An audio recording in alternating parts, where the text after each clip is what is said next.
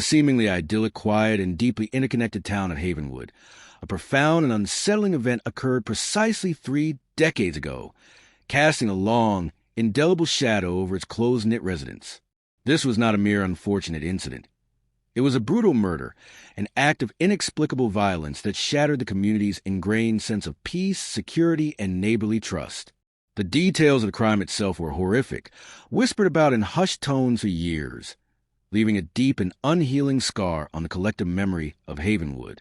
The victim, a cherished and beloved member of their small community, was gone, their life extinguished in a sudden, violent act that defied all reason and understanding. The shock resonated through every household, transforming the familiar comfort of their town into a place of sudden, chilling fear. The immediate aftermath of the murder was a period of intense, almost suffocating grief, coupled with a palpable, pervasive fear that seeped into every corner of daily life. Parents clutched their children tighter. Doors that were once left unlocked were now double-bolted, and the vibrant hum of community life was replaced by a more subdued, watchful silence. Local authorities, driven by a profound sense of duty to their community and the victim's family, and fueled by the town's desperate, collective need for answers, launched an extensive and relentless investigation. Detectives worked tirelessly, often around the clock, sacrificing personal lives for pursuit of justice. They interviewed countless witnesses, meticulously collected every conceivable piece of available evidence from the crime scene and its periphery, and pursued every single lead, no matter how small or tangential it might have initially appeared. The town held its breath, suspended in a painful limbo, hoping desperately for a swift resolution, for the immediate apprehension of the individual responsible for inflicting such a heinous and irreparable act. However, despite the dedicated, exhaustive efforts of every law enforcement officer involved, despite the countless thousands of hours spent sifting through minute clues, cross-referencing information, and diligently following up on every promising tip, the viable leads began to dwindle one by one. The initial, fervent urgency of the investigation slowly, agonizingly, gave way to a creeping sense of frustration, then despair. The most promising avenues of inquiry led consistently to dead ends. The once clear trail of evidence grew increasingly faint, obscured by the passage of time and the absence of definitive answers. As weeks bled into months and months inexorably stretched into years, the case, once a searing, top-tier priority demanding immediate attention, eventually succumbed to the inevitable fate of unsolved mysteries. It went cold.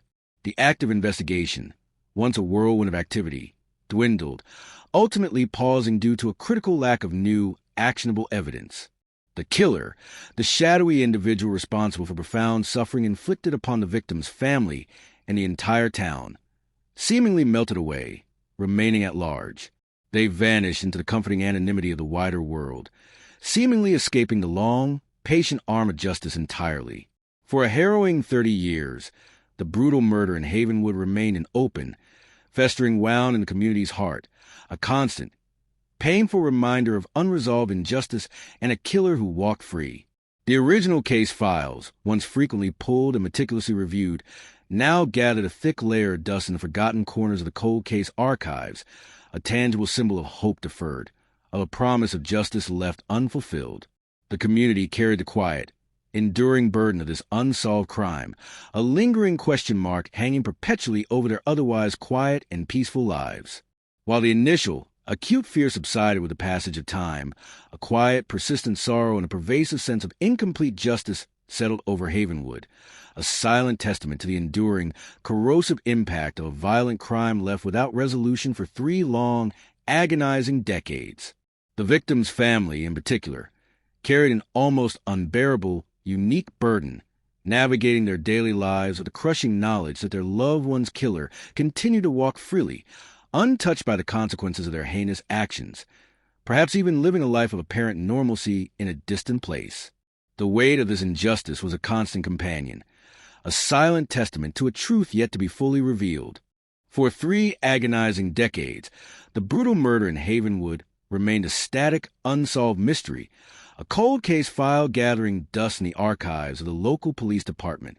The victim's family endured a relentless, quiet torment, living with the agonizing knowledge that justice remained elusive. Yet, As the calendar pages continued to turn, an unseen revolution was quietly unfolding in the realm of scientific inquiry. In laboratories across the globe, advancements in forensic science, once the stuff of speculative fiction, were making rapid, profound leaps. These breakthroughs were not incremental. They were transformative, fundamentally altering the landscape of criminal investigation. At the forefront of the scientific evolution was the remarkable progression of DNA analysis. When the Havenwood murder occurred, DNA technology was in its nascent stages, a nascent field with limited capabilities. Early techniques required significant quantities of pristine biological material and often yielded less precise results. However, over the ensuing 30 years, the science had evolved exponentially. New methodologies allow for the analysis of minute, even degraded, samples. Touch DNA, the microscopic skin cells left behind by a fleeting contact, became a viable source of evidence. The sensitivity of the testing improved dramatically, capable of generating comprehensive profiles from mere picograms of genetic material, a quantity almost immeasurable to the naked eye. Databases containing DNA profiles from convicted offenders and arrestees grew exponentially, creating a vast network of searchable genetic information. Furthermore, genealogical DNA databases, initially developed for tracing family trees, began to offer unprecedented avenues for identifying distant relatives of unknown suspects, providing critical leads in previously unsolvable cases. This confluence of technological innovation and database expansion began to breathe new life into the seemingly insurmountable challenges of cold cases. Against this backdrop of scientific progression, a flicker of hope began to illuminate the dark corners of Havenwood's past.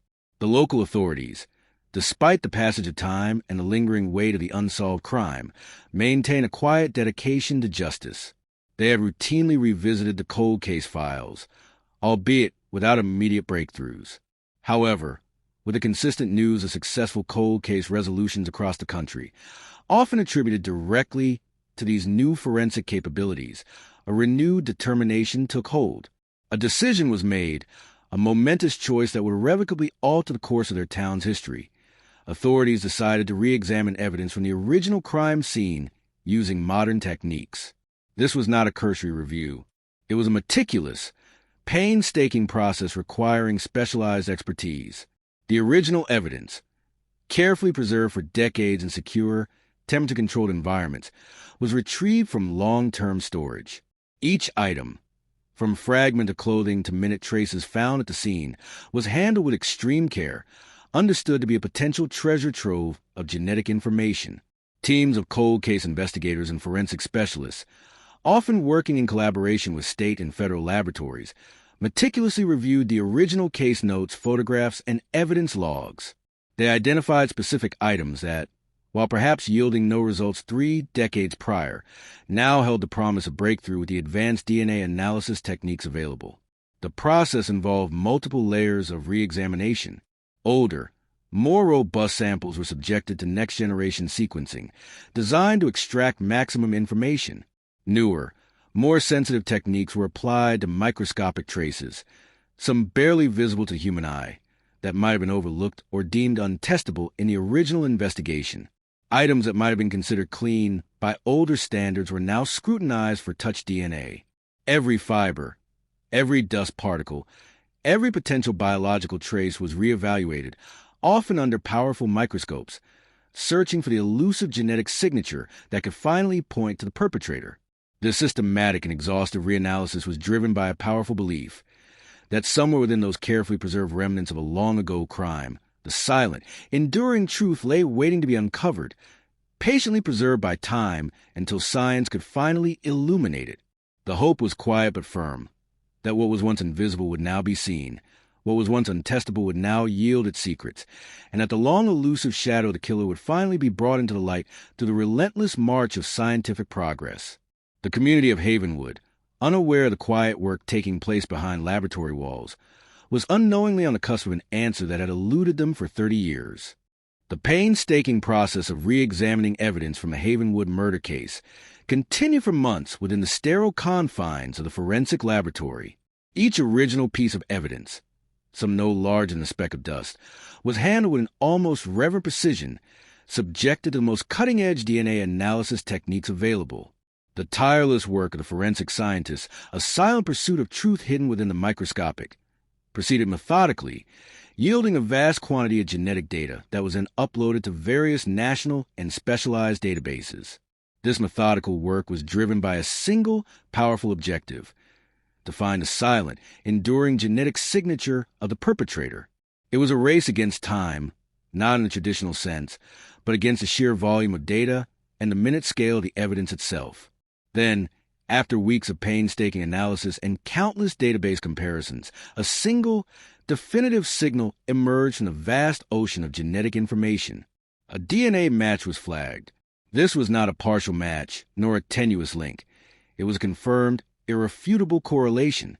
The specific genetic profile extracted from a piece of evidence at the original crime scene, a minute trace that had remained silent for 30 years, now perfectly aligned with an entry in a comprehensive national DNA database. The implications were immediate and electrifying within the investigative team. The cold case, once a symbol of persistent failure, had just been fundamentally altered. The long-sought identity of the killer, a ghost that had haunted Havenwood for decades, was suddenly, unequivocally, staring back from a computer screen. The DNA match pointed directly to a suspect who had previously evaded detection. This was not an individual who had ever been a prime suspect in the original investigation, nor someone whose name had lingered on a short list of persons of interest. They had managed to slip through the cracks of the initial, extensive efforts, skillfully remaining in the shadows. The suspect's name, when it was finally revealed, was not one that immediately triggered recognition within the original investigative team. It required cross-referencing with other public records, confirming addresses and biographical details that spanned 3 decades.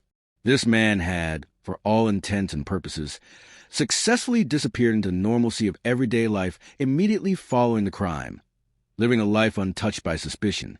For the 3 decades since the murder, this individual had managed to live a seemingly unremarkable, normal life.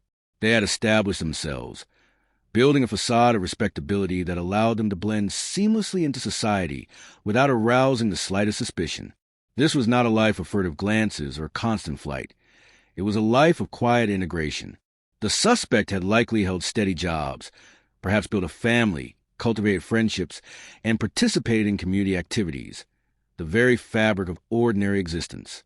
They might have lived in a different town, perhaps move away shortly after the crime, or perhaps remain quietly within a neighboring community, just far enough to avoid overt connection to Havenwood's tragedy. This individual was a ghost no longer, but a tangible person with a history, a present and now, a future irrevocably tied to a brutal act committed decades ago. The irony was stark and chilling. While the victim's family had suffered immeasurable grief and carried the burden of unresolved injustice for 30 years, the perpetrator had enjoyed the illusion of freedom, living a life unburdened by accountability. This period of undetected existence highlighted a disturbing capability for profound deception, a skill in crafting and maintaining an entirely false persona. The suspect had mastered the art of camouflage, projecting an image of normalcy that belied the dark secret they harbored. They had likely navigated holidays, birthdays, and everyday interactions with a hidden knowledge that could have, at any moment, been exposed. The psychological weight of carrying such a secret for so long, while presenting an unblemished public face, spoke to a chilling internal fortitude or profound lack of conscience. The investigative team, now armed with this irrefutable DNA evidence, moved with renewed purpose and profound sense of gravity. The match was verified through multiple independent tests, leaving no margin for error. The cold case was not just reopened. It was on the precipice of a resolution. The long wait, the tireless efforts of past investigators, and the remarkable advancements in forensic science had finally converged at this singular, pivotal moment. The unmasking of the killer, 30 years after the crime, was not just a scientific triumph. It was a testament to the enduring power of justice, a beacon of hope for all unresolved cases, and a chilling reminder that time, while it may obscure, does not always erase the truth. The anonymous ghost was anonymous no longer. Their identity had been called from the depths of time by the silent language of DNA. The hunt, so long dormant, was now intensely active, leading directly to the doorstep of a man who believed his past was safely buried. The revelation of the DNA match had transformed the long-dormant Havenwood murder case from a cold file into a fervent, active investigation. The name associated with the genetic profile, once an anonymous string of data in a laboratory, was now a tangible individual, a man living a life that, on the surface, appeared utterly unremarkable and beyond reproach. The investigative team, armed with irrefutable scientific evidence and meticulously compiled background checks, began to assemble a comprehensive strategy for his apprehension. This was not merely about making an arrest. It was about ensuring the integrity of the evidence, managing potential risks, and preparing for the inevitable shockwaves that would ripple through the suspect's seemingly normal world. The man identified by the DNA was named Arthur Jenkins. He was now in his late 50s, a significant contrast to the young individual who had committed the crime 3 decades prior. Over the years, Arthur had established a life that presented all the hallmarks of respectability. He held a steady, if unglamorous, job. He resided in a modest, well-maintained home in a town several hours' drive from Havenwood, a location chosen, perhaps, for its distance from the crime scene. He was known to his neighbors as quiet, perhaps a bit reserved, but always polite and helpful. He participated in local community events, attending church functions, and occasionally volunteering for charitable causes. He might have been seen walking his dog, tending his garden, or engaging in mundane errands, his demeanor betraying no hint of the dark secret he had carried for half his life. He was, to all outward appearances, an ordinary citizen, seamlessly woven into the tapestry of everyday life, a testament to his remarkable ability to maintain a facade of normalcy for decades. This cultivated image of an innocuous, average individual was his most effective camouflage, allowing him to evade detection and suspicion for an extraordinary length of time. The decision was made to apprehend the suspect at a time and place that maximized safety and minimized public disruption.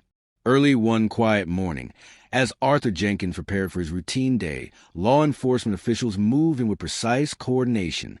Unmarked vehicles converged on his street, and plainclothes officers approached his residence. The moment of his apprehension was sudden and decisive.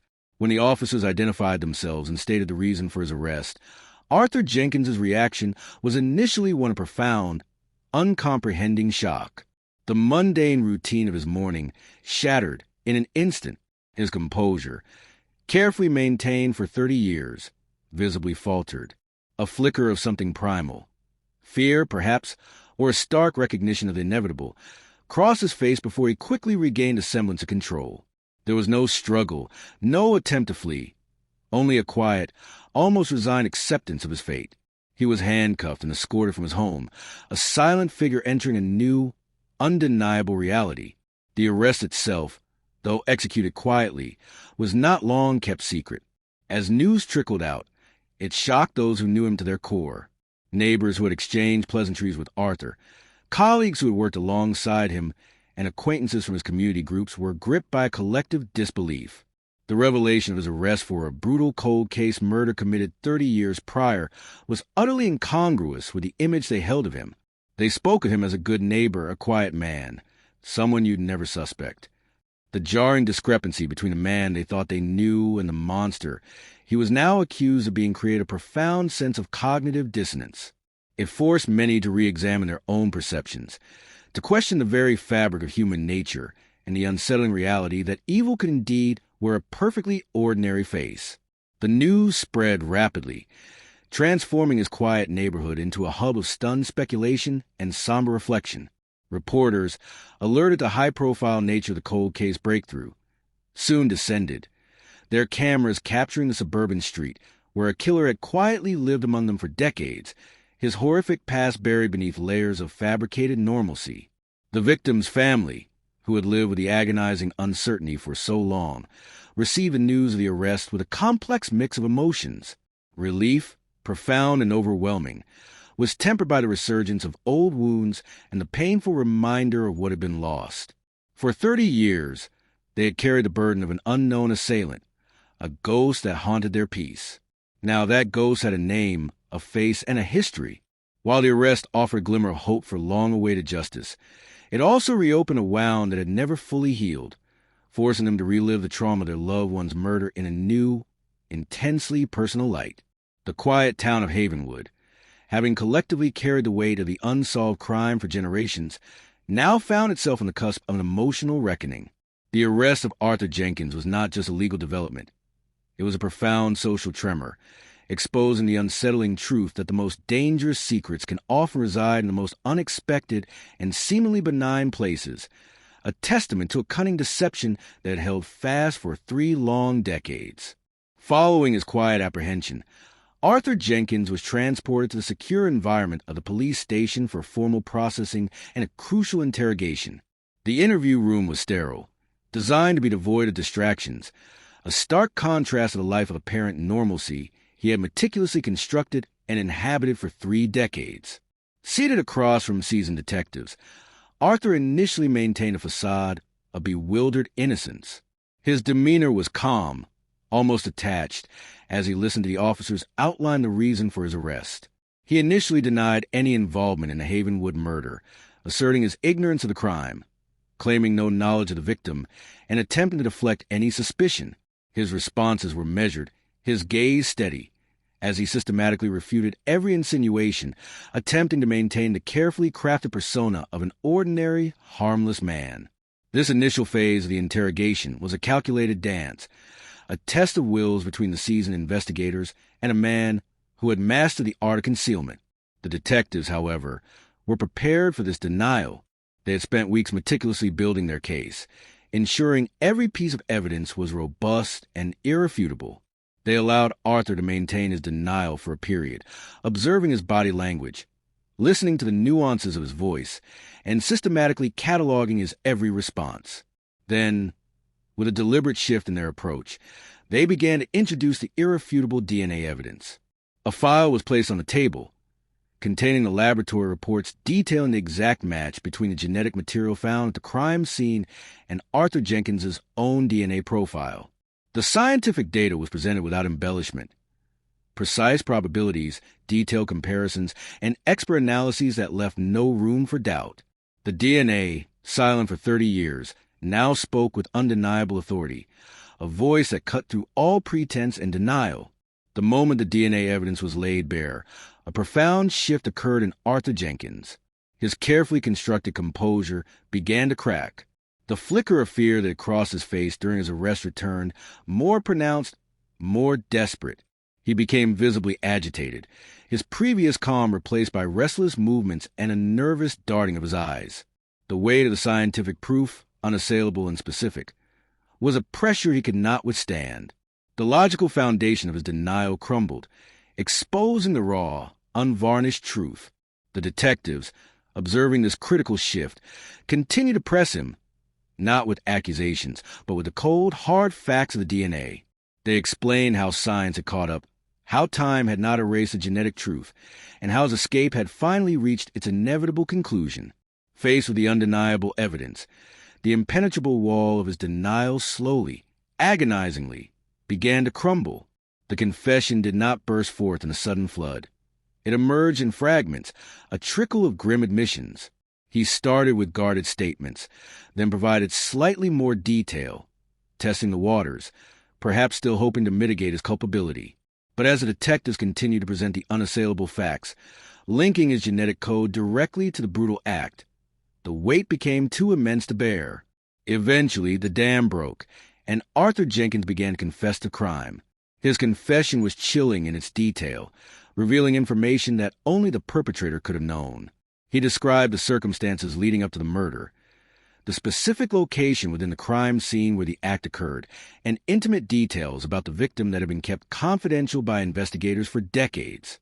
He recounted the method used, the specific timing, and even the precise manner in which he had left the scene, confident he had covered his tracks completely.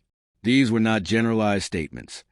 They were granular details, pieces of information that had never been released to the public or discussed outside of law enforcement circles. He spoke of the immediate aftermath, his frantic efforts to dispose of evidence, and the overwhelming sense of dread that had initially consumed him before hardening into a long-standing pattern of calculated deception. He detailed his calculated move away from Havenwood, his efforts to create a new, unassuming identity, and the meticulous maintenance of his facade of normalcy. He described the constant, low-level anxiety that had always simmered beneath the surface of his quiet life, a perpetual fear of being discovered, which had intensified with every news report of cold cases being solved by new DNA techniques. His confession became a raw, unfiltered narrative of a crime committed in the past, meticulously concealed, and then finally brought to light by the relentless march of scientific progress. The details provided in his confession corroborated the existing forensic evidence, confirming the authenticity of his admission and solidifying the prosecution's case. The 30-year mystery of the Havenwood murder had finally been cracked wide open, not by a witness coming forward, but by the irrefutable language of DNA and the ultimate breaking of a killer's decades-long silence. The truth, long buried, had finally emerged from the shadows, brought forth by the relentless pursuit of justice. Arthur Jenkins's confession, extracted by the irrefutable power of DNA evidence and the relentless persistence of detectives, removed any lingering doubt regarding his culpability. The once cold case, which had haunted Havenwood for 3 decades, now moved swiftly into the critical phase of legal proceedings. The prosecution, armed with an overwhelming arsenal of evidence, meticulously prepared for trial. Their case rested upon 2 unassailable pillars: the forensic DNA analysis, which scientifically linked Arthur Jenkins directly to the crime scene with statistical certainty, and his comprehensive confession, which provided intimate details only the perpetrator could have known. These 2 elements, independently powerful, became irrefutable when presented in concert, forming an unbreakable chain of evidence that connected the quiet man arrested in his suburban home to the brutal act committed 30 years prior. During the trial, the courtroom became a crucible where the past and present converged. The atmosphere was somber, thick with anticipation and the weight of history. Expert forensic scientists took the stand, calmly detailing the complex process of DNA extraction, amplification, and comparison. They explained to the jury in clear, accessible language how the minute biological traces found at the crime scene, preserved through decades, had yielded a perfect genetic match to Arthur Jenkins. Visual aids, including intricate charts and magnified images of DNA profiles, underscored the precision and certainty of their findings. Following the scientific presentation, the lead detectives recounted the circumstances of Arthur Jenkins' arrest and the methodical process of his interrogation. They played excerpts from his recorded confession, allowing the jury to hear, in his own voice, the chilling admission of guilt and the grim recounting of details that had been shielded from public knowledge for 30 years. The emotional impact of hearing the perpetrator describe the crime in his own words was profound, cutting through the sterile formality of the courtroom.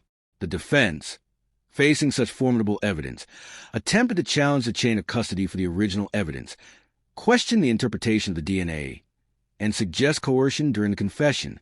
However, these efforts proved futile against the meticulous preparation of the prosecution and the robust nature of the evidence. The jury, after a period of careful deliberation, returned a verdict of guilty on all counts related to the murder.